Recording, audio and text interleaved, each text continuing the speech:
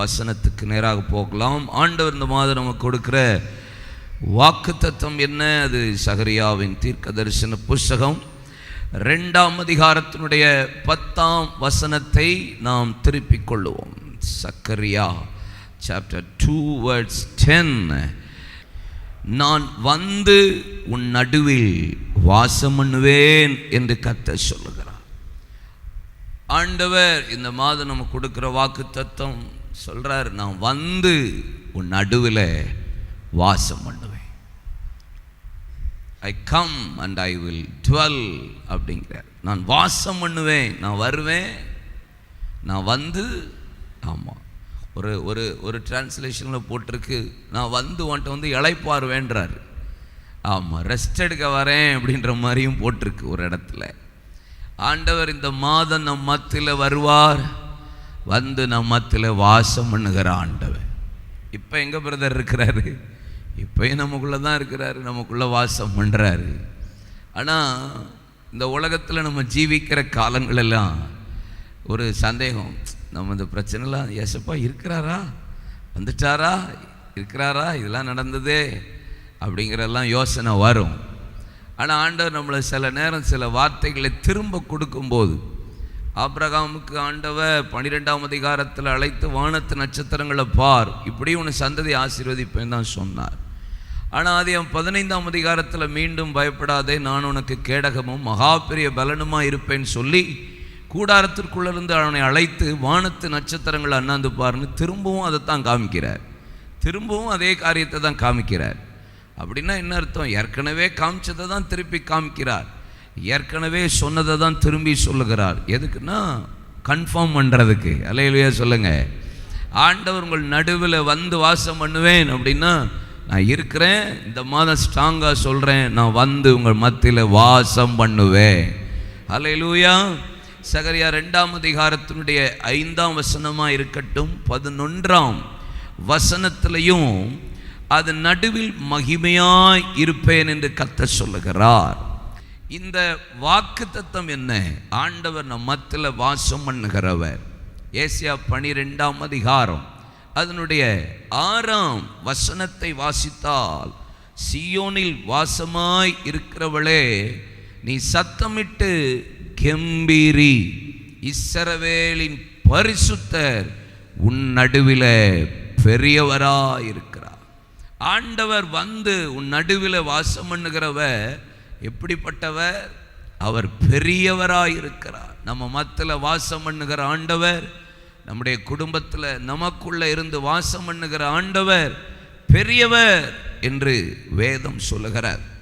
யோவேல் 2ஆம் அதிகாரம் 27ஆம் வசனத்தை வாசித்தால், நான் இஸ்ரவேலின் நடுவிலே இருக்கிறவர் என்றும் நானே உங்கள் தேவனாகிய கர்த்தர், வேறொருவர் இல்லை என்றும் அறிந்து கொள்வீர்கள். என் ஜனங்கள் ஒருபோதும் வெட்கப்பட்டு போவதில்லை. அவர் நடுவில் பெரியவராக இருக்கிறார். எதுக்கு? என்னை வெட்கப்பட்டு போக விடாமல் செய்கிறார். நான் ஒருபோதும் வெட்கப்பட்டு போவதில்லை. இந்த மாதம் ஆண்டவர் நம் மத்தியில் வாசம் பண்ணுகிற பெரியவர். எந்த சூழ்நிலையில் நீங்கள் வெட்கப்பட்டு போகாதபடி உங்கள் தலையை கர்த்தர் நிமிர பண்ணுகிறவராயிருப்பார். செப்பனியா 3ஆம் அதிகாரம் அதனுடைய 17ஆம் வசனம் சொல்லுகிறது, உன் தேவனாகிய கர்த்தர் உன் நடுவில் தான் இருக்கிறார், அவர் வல்லமை உள்ளவர், அவர் ரட்சிப்பார், அவர் உன் பேரில் சந்தோஷமாய் மகிழ்ந்து தம்முடைய அன்பின் நிமித்தம் அமர்ந்திருப்பார், அவர் உன் பேரில் கெம்பீரமாய் களி கூறுவார். அவர் பெரியவர், அவர் என் மத்தியில் வாசம் பண்ணுகிறார். அவர் என் நடுவில் இருக்கிறதற்கு காரணம் என்னை தலைகுனிய விடவே மாட்டார். வெட்கப்பட்டு போன இடத்துல இந்த மாதம் என் நடுவில் வாசம் பண்ணுகிற பெரியவர் என் தலையை, என் கொம்பை உயர பண்ணுவார். என் தேவனாகிய கர்த்தர் நடுவில் இருக்கிறதுக்கு காரணம் என்ன? அவர் வல்லமை உள்ளவர், நம்மை ரட்சிப்பாராம், நம்ம பேரில் ரொம்ப சந்தோஷப்பா, நம்ம பேரில் ரொம்ப அன்பின் நிமித்தம் அமர்ந்திருப்பார், ரெஸ்ட். அவர் உன் பேரில் கெம்பீரிப்பார் என்று போடப்பட்டிருக்கிறது. நம்மத்தில் இருக்கிற தேவன் பரிசுத்தர், பெரியவர், வல்லமை உள்ளவர், வாசம் பண்ணுகிறார், நம்ம மேலே சந்தோஷமாக இருக்கிறார். நம் மத்தியில் நம் நடுவில் வாசம் பண்ணும்படி நம் மத்தியில் நம் நடுவில் வந்து தேவன் இந்த மாதம் ஒரு 3 ஆசீர்வாதங்களை கொடுக்க போகிறார். என்னென்ன ஆசீர்வாதம்? என் தேவன் என் நடுவில் வரும்போது என்ன ஆசீர்வாதம்? 1 ப்ரொடெக்ஷன். சொல்லுங்க, பாதுகாப்பு. சொல்லுங்க, பாதுகாப்பு. 2வது ப்ரொவிஷன். சொல்லுங்க, தேவை. சொல்லுங்க, ஆம். 3வது பீஸ், சமாதானம். ஆமாம், இந்த படம் பார்த்தீங்களா? எனக்கு ரொம்ப பிடிச்சிருந்துச்சு. இப்போ வந்த உடனே தான் அதை போடணும் போல தோணுச்சு. ஆமாம், என்னை எதுக்கு என் நடுவில் வாசம் பண்ண வர்றார்? என்னை பாதுகாக்க. எதுக்கு என் நடுவில் வர்றார்? என் தேவையை சந்திக்க. எதுக்கு என் நடுவில் அவர் வர்றார்? எனக்கு சமாதானம் கொடுக்க. ஆமென் சொல்லுங்களேன். முதலாவது அவர் எனக்கு பாதுகாக்கும்படி என் மத்தியில் அவர் வருகிறார். மத்தேயு 14ஆம் அதிகாரம் அதனுடைய 25ஆம் வசனம் இப்படியாய் சொல்கிறது. இரவில் 4ஆம் ஜாமத்தில் இயேசு கடலின் மேல் நடந்து அவர்களிடத்திற்கு வந்தார். இந்த 4ஆம் ஜாமத்தில் இயேசு வந்து சீஷர்கள் படகில பிரயாணப்பட்டு கொண்டிருந்த போது இயேசு அங்கே துரிதப்படுத்தினார் சீஷர்களை அக்கறைப்படுத்துகிறதற்கு. அவரோ தேவ சமூகத்தில் ஜெபம் பண்ணி கொண்டிருக்கிறார். சீஷர்களை அக்கறைப்படுத்தி கரையிலிருந்து அவர்களை படகுக்கு அனுப்பி அங்கே அடுத்த கரைக்கு போக அனுப்புகிறார். ஆனால் நடுக்கடலில் கொந்தளிப்பு, காற்று, அலைகளை பார்த்து சீஷர்கள் பயந்து நடுங்கி கொண்டிருந்த போது 4ஆம் ஜாமத்தில் இயேசு கடலின் மீது நடந்து வந்து அந்த கடலையும் காற்றையும் அதட்டி சீஷர்கள் தவித்து கொண்டிருந்த நேரத்தில் ஒரு பெரிய பாதுகாப்பு. அங்கே பேதுரு இயேசுவை பார்த்தபோது ஆச்சரியப்படுறார். இது ஆவேசமோ, இது கோபமோ? இது ஆவேசமும் அல்ல, கோபமும் அல்ல. அவர்களுடைய பயத்தில் அலறினார்கள். ஆனால் எல்லா பயத்துக்கும் இயேசு அவர்களை மாற்றி, நீங்கள் திடன் கொள்ளுங்கள், நான் தான், பயப்படாதிருங்கள் என்று இயேசு சொன்னார்.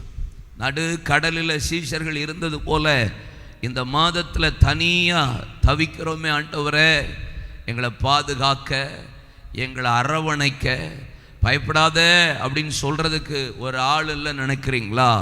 இந்த மாதம் கர்த்தர் நம் நடுவில் வந்து ஒரு வார்த்தை சொல்கிறார். நான் உன்னை பாதுகாப்பேன், பயப்படாத, திகிலடையாத, கலக்கம் அடையாத, நான் வந்து உன்னை பாதுகாக்கிற ஆண்டவராக இருக்கிறேன். மத்தேயு 8ஆம் அதிகாரம் 14ஆம் வசனத்தில் வாசித்தார். பேதுருவின் மாமி ஜுரமாய் இருந்தபோது இயேசு அவள் வீட்டிற்கு வந்து அவள் கையை பிடித்து சுகப்படுத்தினார். வியாதியிலிருந்து ஒரு பாதுகாப்பை தருவார். இந்த உலகத்தின் போராட்டங்கள், கொந்தளிப்புகள் நம்மை தலை குனிய வைக்குமானா, ஐயோ கலக்கமாக இருக்குதே நினச்சிங்கன்னா, இந்த மாதம் ஆண்டவர் நம்மளை பார்த்து பலப்படுத்துகிற தீர்க்க தரிசனமான ஒரு வார்த்தை. பயப்படாதீங்க, கலங்காதீங்க, திகில் அடையாதீங்க. எந்த கடல் போன்ற, புயல் போன்ற கொந்தளிப்பே வந்தாலும் அதன் மத்தியில் இயேசு நடந்து வந்து, அதன் மத்தியில் வந்து இந்த மாதம் உங்களுக்கு பார்த்து சொல்லுகிற வார்த்தை, 7 மாதம் இருந்த கொந்தளிப்பை இந்த மாதம் அடக்கி அவர் உங்கள் மத்தியில் வாசம் பண்ணுகிறது, உங்களை பாதுகாக்க. அது அக்கினி சூளையாயிருந்தாலும், தண்ணீராயிருந்தாலும் அது உங்கள் மீது பற்றாது, அது உங்கள் மீது புரளுவதில்லை. கர்த்தரே உங்களோடு கூட இருந்து உங்களை பாதுகாக்கிறவராயிருப்பார். ஆமென். 2வது சொல்லப்பட்டிருக்கிறது ப்ரொவிஷன். தேவையை அவர் சந்திக்கிற நல்ல தெய்வமாக இருக்கிறார். ஆமென் சொல்லுங்களேன். யோவான் 21:13. யோவான் 21:13.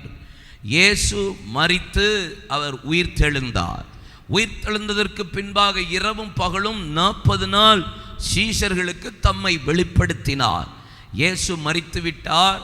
மகதலேனா மரியாளுக்கு தரிசனமானார், மற்ற சீஷர்களுக்கும் தரிசனமானார். எம்மாவூர் சீஷர்களுக்கு அவர் பேசும்போது அவர் காண்கிறவர் போல அவர்களுக்கு தெரியாமல் போனார். ஆனால் அவர்கள் இருதயம் கொழுந்து விட்டு எரிந்தது. இப்போ சீஷர்கள் எல்லாம் வலை எடுத்துட்டு மீனை பிடிக்க திரும்ப ஒரு பின்மாற்றத்துக்கு நேராய் போனார்கள். இப்போ நமக்கு தேவை யார் சந்திப்பா? இயேசு கூட இருந்தபோது 5 அப்பம் 2 மீன் 5000 பேரை போஷித்தார். அதுக்கப்புறம் அவ்வளவு காரியங்களிலும் நமக்கு தேவையாய் கூடயே இருந்தார். இப்போ எங்கப்பா இயேசு? அவரை தான் கல்லறையில் வச்சுட்டாங்களே. இனி நம்ம தேவையை சந்திக்கிறதுக்கு நம்ம தான் பிரயாசப்படணும், நம்ம தான் போய் மீனை பிடிக்கணும் என்று சொல்லி அவர்கள் வலையை எடுத்து கொண்டு போய் மீனை பிடிக்க திரும்பவும் பின்மாற்றத்துக்கு போன போது இயேசு அவர்களை கண்டு கரையிலே உட்கார்ந்து சில மீன்கள் வறுத்து அவர்களுக்காக ஆயத்தம் பண்ணி வைத்திருந்தார். வேதம் சொல்லுகிறது, இயேசு வந்து அப்பத்தையும் மீனையும் எடுத்து அவர்களுக்கு கொடுத்தார் என்று போடப்பட்டிருக்கிறார். ஒரு மீன் கூட அவங்களுக்கு கையில் அகப்படலை. தேவையே சாப்பாடுக்கு தான் இந்த உலகத்தில் வாழ்கிறோம்.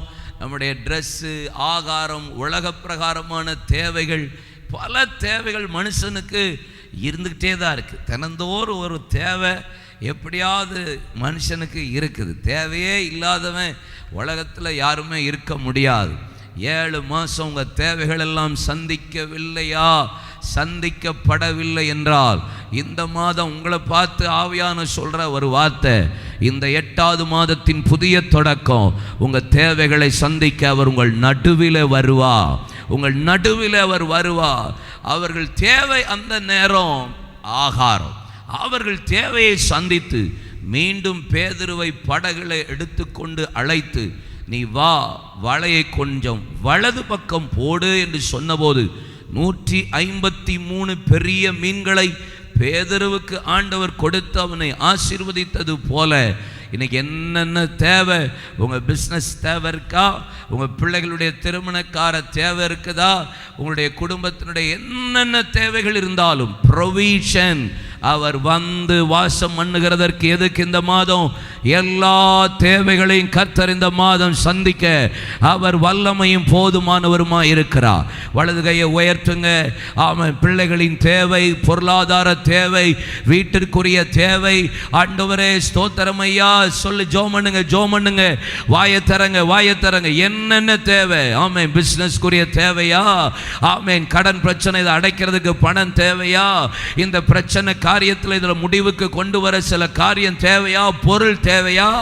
ஆமென். ஊழியத்திற்கு என்ன தேவை? இடம் தேவையா? ஆமென். நம்முடைய சபைக்கு என்ன தேவை? எல்லாவற்றையும் சந்திக்க நம் நடுவில் வாசம் பண்ணுகிற தேவன் இந்த மாதம் நம் நடுவில் வந்து நம் தேவையை சந்திக்க வல்லமையுள்ளவர். யெகோவா ஈரே, நீ மலைக்கு போனாலும் ஆட்டுக்குட்டியை அல்ல ஆட்டுக்கடாவை கொடுத்து உன் தேவையை சந்திக்க அவர் போதுமானவர். ஆமென். 3வது சமாதானம் இருக்கிறதுலே தி பெஸ்ட் பிளஸிங் என்னது? ஆமாம், அடிக்கடி நான் சொல்கிறது அதுதான். தி பெஸ்ட் பிளஸிங் அதுதான் சமாதானம். இது உலகம் கொடுக்கவே முடியாது. இயேசு உயிர்த்தெழுந்ததற்கு பின்பாக சீஷர்கள் ஒரு பக்கம் அரசாங்கத்தை பார்த்து பயந்துட்டு இருக்காங்க, இன்னொரு பக்கம் ஆளுகிறவர்களை பார்த்து பயந்து கொண்டிருக்கிறார்கள், இன்னொரு பக்கம் நமக்கு என்ன நடக்குமோ என்கிற எதிர்கால பயம் இன்னொரு பக்கம். எல்லா பயமும் சேர்த்து ஒரு பெரிய கலக்கம் தான் அவங்களுக்குள்ள உண்டாயிருந்தது. இயேசு அழகா இருக்குல்ல, 19ஆம் வசனம், வாரத்தின் முதல் நாளாகிய அன்றைய தினம் சாயங்கால வேளையில் சீஷர்கள் கூடியிருந்த இடத்தில் யூதர்களுக்கு பயந்ததினாலே, அடுத்தது நம்ம தான்ப்பா, பயந்ததினாலே கதவுகள் பூட்டி இருக்கையில் இயேசு வந்து நடுவே நின்று, பீஸ், உங்களுக்கு சமாதானம் என்றார். ஆமென். நம்மளை பார்த்து ஆண்டவர் இப்படி சொன்னா எவ்வளவு நல்லா இருக்கும்னே. பயப்படாத, உனக்கு சமாதானம். ஏன் பயப்படுற? யூதர்களுக்கு பயந்து எந்த சூழ்நிலைக்கும் பயப்படாதீங்க, யாருக்கும் பயப்படாதீங்க. மனுஷனுக்கு பயப்படுகிற பயம் கண்ணியை வருவிக்கும். இந்த மாதம் ஆண்டவர் ஒரு பெரிய சமாதானத்தை தரப்போகிறார். அல்லேலூயா சொல்லுங்க. பெரிய சமாதானம், பெரிய அவர் வந்து நடுவே நின்று பீஸ், சமாதானம் சொல்லுங்க, ப்ரொடெக்ஷன், ப்ரொவிஷன், பீஸ். பாதுகாப்பை தரதுக்கு அவர் என் நடுவில் வரப்போகிறார். என் தேவைகளை சந்திக்க அவர் நடுவில் வந்து என் தேவையை சந்திக்க போகிறார். அவர் நடுவே வந்து என் சமாதானத்தினால் நிரப்ப போகிறார். எதுனால சமாதானத்தை இழந்திருக்கீங்க, எது நிமித்தம் உங்கள் சமாதானம் போயிட்டோ, இழந்து போன எல்லா சமாதானத்தையும் இந்த மாதம் கர்த்தர் தருவார். ஆமென் சொல்லுங்களேன். கர்த்தர் நல்லவர். இப்போ ஆண்டவர் என் மத்தியில் நடுவில் வந்து வாசம் பண்ணுகிறார். தேவைக்காக, பாதுகாப்புக்காக, என்னுடைய சமாதானத்துக்காக. யோவான் 14ஆம் அதிகாரம் அதனுடைய 23ஆம் வசனத்தை வாசிக்க கேட்போம். இயேசு அவனுக்கு பிரதியுத்தரமாக, ஒருவன் என்னில் அன்பாயிருந்தால் அவன் என் வசனத்தை கைக்கொள்ளுவான், அவனில் என் பிதா அன்பாயிருப்பார், நாங்கள் அவனிடத்தில் வந்து அவனோடே வாசம் பண்ணுவோம். பாதுகாப்பாரு, தேவையை சந்திப்பாரு, சமாதானத்தை தருவார். ஆனால் அவர் சொல்றாரு, நான் வருவோன்னு சொல்லலை, நாங்கள் வருவோன்றாரு. அல்லேலூயா. இயேசு சொல்றார், நாங்கள் அவனிடத்தில் வந்து அவனோட வாசம் பண்ணுவோம். எப்பவா? ஒருவன் என்னில் அன்பாயிருந்தான், அவன் என் வசனத்தை கை கொள்ளுவான், அவனில் என் பிதா அன்பாயிருப்பார். 21 வாசிக்க கேட்போமா? 21. என் கற்பனைகளை பெற்றுக்கொண்டு அவைகளை கை கொள்ளுகிறவன் எவனோ என்னிடத்தில் அன்பாயிருக்கிறான், என்னிடத்தில் அன்பாயிருக்கிறவன் என் பிதாவுக்கு அன்பாயிருப்பான், நானும் அவனில் அன்பாயிருந்து அவனுக்கு என்னை வெளிப்படுத்துவேன் என்றார். ஹல்லேலூயா. அவர் நாங்கள் வாசம் பண்ணுவோம். எப்போ? சிம்பிளா ஒரே ஒரு வார்த்தை சொல்லுங்க, அன்பு. ஹல்லேலூயா. டோட்டலாக இந்த மாதம் நம்ம வெளிப்படுத்த வேண்டிய ஒரே ஒரு விஷயம் என்னது? ஆமென், பிரைஸ் காட். தேவையை சந்திக்க, பாதுகாக்க, சமாதானமாக இருக்க. ஆமாம், நான் பிதாவை நல்லா என் முழு உள்ளத்தோடு முழு பலத்தோடு ஆராதனை ஆராதனை ஆராதனை. நம்ம அன்பு பிதா மீதும். பிதாவை நேசிக்கிறவன் அவன் என்ன அன்பா இருக்கிறான், நான் அவன் மேல அன்பா இருக்கேன். நான் அவனுக்கு தான் வெளிப்படுத்துவேன், அவனுக்கு தான் நான் என்ன காட்டுவேன். அவன் நடுவில் தான் நான் வந்து நாங்களே வந்துருவோன்றார். ஆதியாகமம் 18ஆம் அதிகாரம். மம்ரேயின் சமபூமியில பகலின் உஷ்ணமான வேளையில ஆபிரகாம் கூடார வாசலில் உட்கார்ந்திருந்து தன் கண்களை ஏறெடுத்து பார்த்தபோது இதோ 3 புருஷர்கள் வர கண்டு இவ்வளோ பிரச்சனை இருக்கு, இவ்வளோ தேவை இருக்கு, இவ்வளோ நெருக்க இருக்கு, பிள்ளை இல்லை, அவமானம், நிந்த, கஷ்டம். ஆனாலும் மம்ரேயின் சமபூமியில பகலின் உஷ்ணமான வேளையில கூடார வாசல், கூடாரத்துக்கு உள்ளே இல்லை, கூடாரத்துக்கு வெளியே இல்லை, கூடார வாசல். நீதிமொழிகள் 8ஆம் அதிகாரம் 34ஆம் வசனம் சொல்லுகிறது, நித்தம் என்னுடைய வாசப்படி நிலையருகே காத்திருந்து எனக்கு செவி கொடுக்கிறவன் பாக்கியவான். என் வாசல் தேவ சமூகத்தில் என் பிள்ளை என் அன்பு கூறுறான் பாருங்க. தேவை இருக்கு, பிள்ளை இல்லை, அவமானம், நிந்த எல்லாம் இருக்கு. ஆனாலும் தேவனிடத்தில் அன்பு கூறுகிற ஆபிரகாமுக்கு பரலோகம், பிதா, குமாரன், பரிசுத்த ஆவியானவர் 3 பேருமே இறங்கி வந்து, உற்பவ கால திட்டத்தில் உன்னிடத்தில் நான் வருவேன், நீ ஒரு குமாரனை பெறுவா. எப்பா? உன் தேவையை நான் சந்திப்பேன், உனக்கு நான் சமாதானத்தை தர்றேன், உன்னை நான் பாதுகாப்பேன். பரலோகமே இறங்கி வந்துருச்சே. நாங்கள் உங்கள் மத்தியில் வந்து வாசம் பண்ணுவோம்ல. இந்த வார்த்தை எனக்கு ரொம்ப பிடிச்சிருந்துச்சு. நாங்கள் 14:23 நாங்கள் அவனிடத்தில் வந்து அவனோட இல்லை, நல்லா இருக்குல்ல? நாங்கள் நான் வர்றதும் சபையா போய் வர்றதும் எப்படி இருக்கு? நாங்கள் மொத்தமா ஆள் கூட்டத்தை பார்த்தாலே ஒரு பலன் வந்துடும்ல. ஆமாம், ஏசப்பா இந்த மாதம் பிதா, குமாரன், பரிசுத்த நாங்கள் அவனோடு வாசம் பண்ணுவோம். ஆமாம், கலங்காதீங்க, பயப்படாதிருங்கள். லேவியராம் 26, 11, 12, 13 வசனம் சொல்லுகிறது, உங்கள் நடுவில் என் வாசஸ்தலத்தை ஸ்தாபிப்பேன். என் ஆத்துமா உங்களை ஆரோசிப்பதில்லை. நான் உங்கள் நடுவிலே உலாவி உங்கள் தேவனாய் இருப்பேன். நீங்கள் என் ஜனமாயிருப்பீர்கள். நீங்கள் எகிப்திலிருந்து எகிப்தியருக்கு அடிமைகளாய் இராதபடிக்கு நான் அவர்கள் தேசத்திலிருந்து உங்களை புறப்பட பண்ணி உங்கள் நுகத்தடிகளை முறித்து உங்களை நிமிர்ந்து நடக்க பண்ணின உங்கள் தேவனாகிய கர்த்தர். அல்லேலூயா சொல்லுங்க. உங்கள் நடுவில் வந்து அவர் உங்களை வெக்கப்பட விடுவதே இல்லைன்னு சொன்ன ஆண்டவர் இந்த மாதம் மத்தியில் நடுவில் வந்து உலாவி உங்கள் தேவனாக இருக்கிறது எதுக்கு தெரியுமா? ஆமாம், எல்லா அடிமைத்தனத்தை மாற்றி எல்லா நுகத்தை முறித்து கர்த்தர் நம்மை நிமிர்ந்து நடக்க பண்ணுகிற தேவன். இந்த மாதம் உங்களை பார்த்து நான் சொல்கிறேன், உங்களை கர்த்தர் நிமிர்ந்து நடக்க பண்ண போகிறா. உங்கள் தலையை நிமிர பண்ண போகிறா. உங்கள் கொம்பை கர்த்தர் உயர்த்த போகிறா. உங்கள் நடுவில் வந்து உங்கள் தலை சத்துருக்களுக்கு மேலாய் உயர்த்தப்படும்.